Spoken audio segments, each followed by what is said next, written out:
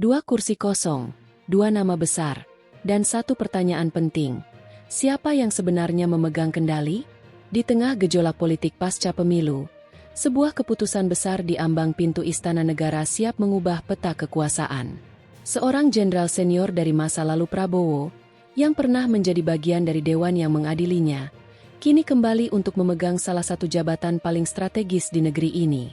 Sementara itu, seorang menteri kepercayaan Jokowi yang digadang-gadang akan bersinar, justru dikabarkan akan menempati posisi yang pernah ia tolak. Apakah ini langkah Prabowo untuk mengkonsolidasikan kekuasaannya? Atau justru bayang-bayang rezim lama masih terlalu kuat untuk dilepaskan? Tetap di sini, karena kita akan membongkar manuver politik di balik pelantikan 2 menteri baru yang penuh teka-teki ini. Selamat datang kembali. Berita mengenai reshuffle kabinet di bawah pemerintahan baru Presiden Prabowo Subianto terus menjadi sorotan utama. Setelah sebelumnya 5 posisi menteri dirombak, publik dibuat bertanya-tanya tentang 2 jabatan krusial yang masih dibiarkan kosong, Menteri Koordinator Bidang Politik, Hukum, dan Keamanan, Menko Polhukam, dan Menteri Pemuda dan Olahraga, Menpora.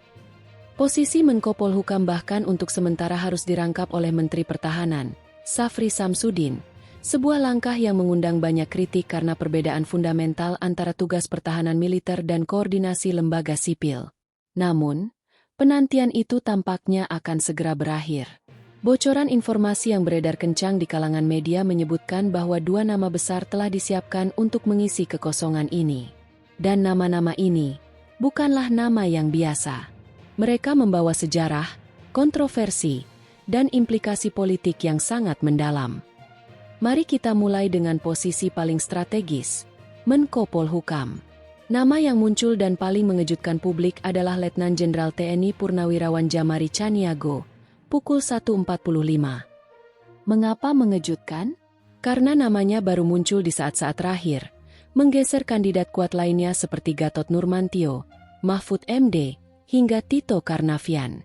Publik, terutama mereka yang berharap Prabowo akan mengambil jarak dari pengaruh Joko Widodo, sebenarnya lebih menjagokan Gatot Nurmantio, figur yang dikenal berseberangan dengan Jokowi. Lalu, siapa sebenarnya Djamari Tjaniago?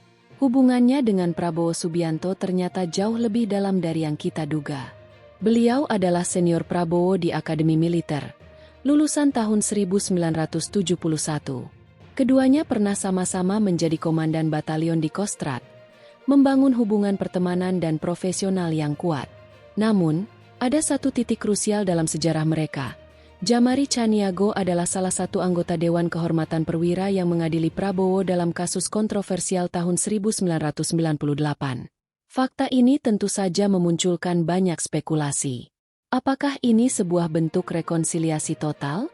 Ataukah ini cara Prabowo untuk menunjukkan bahwa ia memegang kendali penuh dengan merangkul figur dari masa lalunya yang paling krusial? Karir militer Djamari Tjaniago sendiri sangat cemerlang. Ia pernah menjabat sebagai Pangkostrat, Wakil Kepala Staf TNI Angkatan Darat, dan Kepala Staf Umum TNI. Jabatan-jabatan yang menunjukkan kapasitasnya dalam memimpin. Satu detail menarik lainnya adalah rencana kenaikan pangkat kehormatan untuk Djamari Tjaniago menjadi jenderal penuh. Langkah ini diambil agar pangkatnya setara dengan Kapolri, memberinya wewenang yang lebih kuat untuk mengkoordinasikan dan mengendalikan institusi kepolisian yang berada di bawah naungan Kemenko Polhukam. Ini adalah sinyal yang sangat jelas. Prabowo menginginkan seorang Menko Polhukam yang tidak hanya kuat secara politik, tetapi juga memiliki legitimasi komando yang tak terbantahkan di hadapan lembaga keamanan lainnya. Sekarang, mari kita beralih ke kursi Menpora. Nama yang santer terdengar akan mengisi posisi ini adalah Erick Thohir, pukul 1.55. Di atas kertas, penunjukan ini sangat masuk akal. Erick Thohir adalah Ketua Umum PSSI, memiliki gairah besar di dunia olahraga, dan telah menunjukkan minatnya dalam memajukan sektor ini. Namun, jika kita melihat dari perspektif portofolio kementerian, langkah ini bisa diartikan sebagai sebuah demotion atau penurunan pangkat.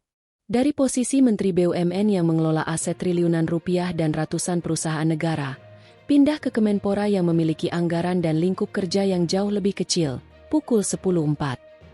Ironisnya, Erick Thohir dikabarkan pernah menolak posisi Menpora di masa lalu karena merasa tidak cocok dengan sistem birokrasinya. Lalu, mengapa sekarang ia bersedia? Analis politik menyebutkan bahwa peran Erick Thohir sebagai Menteri BUMN sebenarnya sudah tidak lagi signifikan.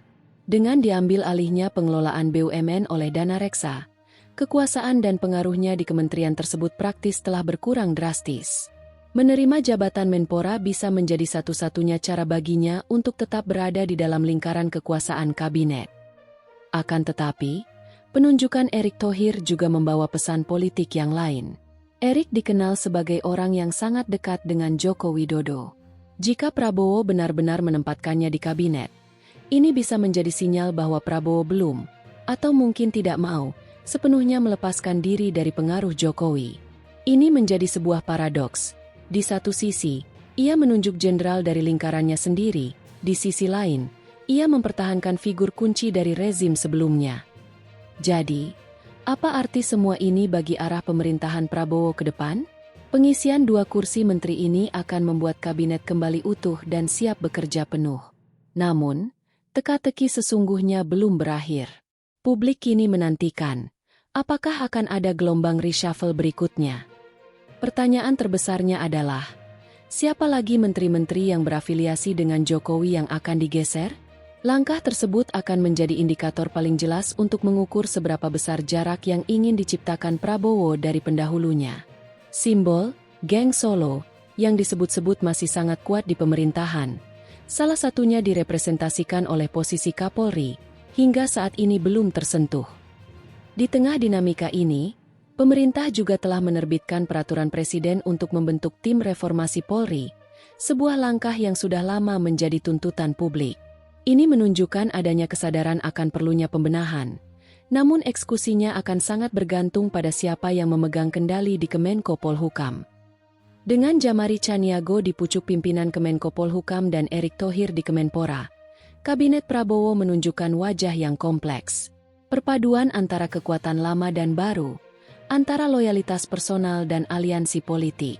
Ini adalah sebuah catur politik tingkat tinggi, di mana setiap pion yang digerakkan akan menentukan nasib bangsa untuk 5 tahun ke depan. Babak baru telah dimulai. Kabinet telah terisi penuh, namun permainan politik sesungguhnya baru saja akan kita saksikan. Akankah Prabowo berhasil menjadi nahoda tunggal di kapalnya sendiri? Atau akankah ada kekuatan lain yang ikut memegang kemudi? Waktu yang akan menjawabnya.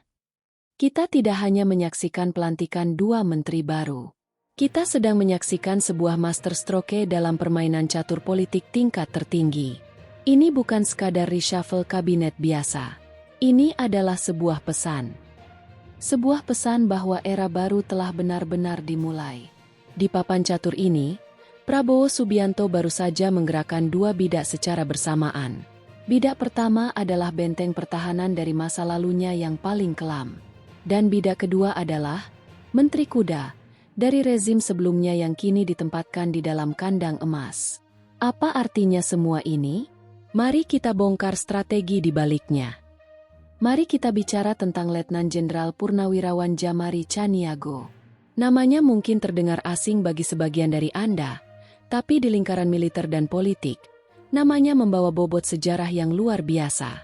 Untuk memahami betapa krusialnya langkah ini, kita harus kembali ke tahun 1998. Bayangkan sebuah ruangan tegang, di mana karir seorang pangkostrat bernama Prabowo Subianto berada di ujung tanduk. Di sana, duduklah Dewan Kehormatan Perwira, dan salah satu anggotanya adalah Jamari Chaniago. Ya, orang yang ikut mengadili Prabowo, kini dipanggil kembali, diberi pangkat jenderal penuh kehormatan, dan dipercaya memegang salah satu pos paling vital di Republik ini, Menteri Koordinator Politik, Hukum, dan Keamanan. Banyak yang bertanya, mengapa? Jawabannya ada 2. Pertama, loyalitas dan utang budi. Prabowo dikenal sebagai sosok yang tidak pernah melupakan kawan seperjuangan. Jamari adalah seniornya, rekan komandan batalion di Kostrad. Mengangkatnya adalah cara Prabowo menunjukkan bahwa ia menghargai loyalitas di atas segalanya, sekaligus sebuah bentuk rekonsiliasi total atas luka masa lalu.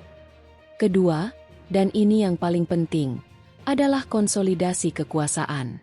Dengan menempatkan seorang loyalis senior dari lingkaran militernya sendiri, Prabowo membangun benteng pertahanan pribadinya di Kemenko Polhukam. Ini adalah sinyal jelas kepada semua institusi di bawahnya, termasuk kepolisian dan kejaksaan, bahwa komando kini berada di tangan orang yang paling ia percaya. Jika langkah pertama adalah membangun benteng, maka langkah kedua adalah menetralisir potensi ancaman. Mari kita lihat posisi Erick Thohir. Secara terbuka, menempatkan Ketua Umum PSSI sebagai Menteri Pemuda dan Olahraga adalah langkah yang logis. Tapi dalam politik, tidak ada yang sesederhana itu. Ini bukanlah promosi. Ini adalah sebuah strategi sidelining yang brilian. Sebuah penempatan di dalam kandang emas. Erick Thohir, yang sebelumnya memegang kendali atas ratusan BUMN dengan aset triliunan rupiah, kini akan mengelola kementerian dengan anggaran dan pengaruh politik yang jauh lebih terbatas. Mengapa ini penting? Karena Erick Thohir adalah simbol dari kekuatan dan pengaruh rezim sebelumnya. Ia adalah orang kepercayaan Joko Widodo. Dengan memindahkannya ke Kemenpora, Prabowo tidak memecatnya, sebuah langkah yang bisa menimbulkan gejolak politik. Sebaliknya, Prabowo mengamankannya. Erick tetap berada di dalam kabinet, terlihat terhormat, namun kekuatannya untuk memengaruhi kebijakan strategis dan ekonomi secara masif telah dilucuti. Ini adalah cara elegan untuk menggerus sisa-sisa pengaruh Jokowi dari pusat kekuasaan tanpa harus menciptakan konfrontasi terbuka. Kita melihat seorang presiden yang dengan cepat dan tegas membangun pemerintahannya sendiri. Dia tidak ragu memanggil kembali figur dari masa lalunya untuk memperkuat basis kekuatannya, sekaligus dengan cerdik menata ulang posisi figur-figur warisan rezim sebelumnya untuk memastikan tidak ada matahari kembar di dalam pemerintahannya. Pelantikan Jamari Chaniago dan Erick Thohir hari ini bukanlah akhir dari cerita. Ini adalah babak pembuka. Pertanyaannya sekarang adalah, siapa bidak selanjutnya yang akan digerakkan? Apakah akan ada lagi loyalis masa lalu yang dipanggil? Dan siapa lagi figur berpengaruh dari era sebelumnya yang akan ditempatkan di kandang emas berikutnya? Papan catur sudah tertata. Sang master sudah memulai permainannya. Dan kita semua akan menjadi saksi dari setiap langkah yang akan menentukan nasib Indonesia 5 tahun ke depan.